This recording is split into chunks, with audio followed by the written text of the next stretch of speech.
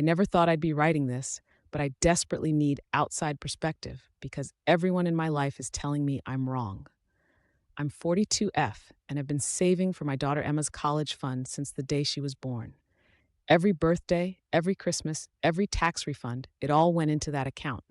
17 years of sacrifice, skipping vacations, driving old cars, buying generic groceries. That fund now has $85,000, and it represents everything I've worked for as a single mom. Last year, I married Mark, who's 45 and has an 18-year-old son, Tyler, from his previous marriage. I thought we were building a beautiful blended family. Mark seemed to understand that Emma and I were a package deal, and Tyler was sweet to Emma, though she clearly looked up to him and wanted his approval.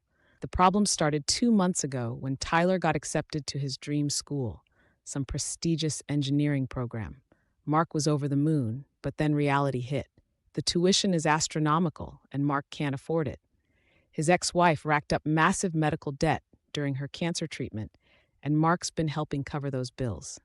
His credit is shot, and Tyler didn't qualify for enough financial aid. That's when Mark approached me about Emma's college fund.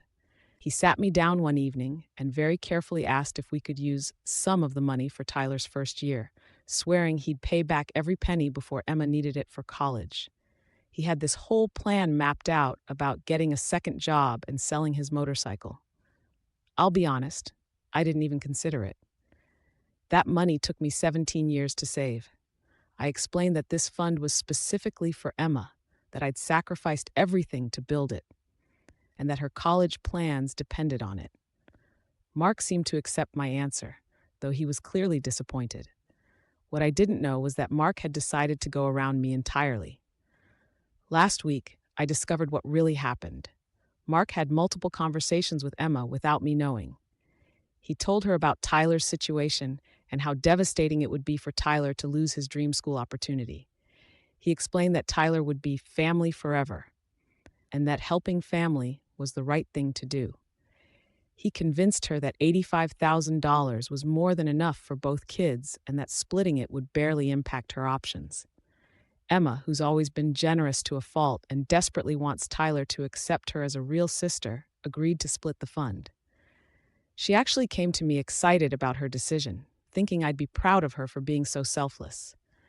I was horrified.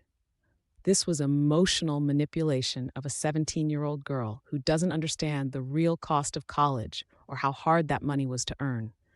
But before I could even process what happened, Mark dropped the real bomb. He'd already paid Tyler's deposit and first semester tuition. The money was gone. I completely lost it. I told Mark he had violated my trust, manipulated my daughter, and stolen money that wasn't his to touch.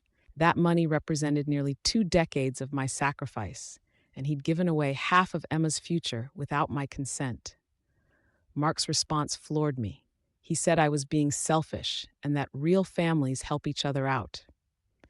He accused me of not caring about Tyler and said that Emma's willingness to share proved she was more mature than I was.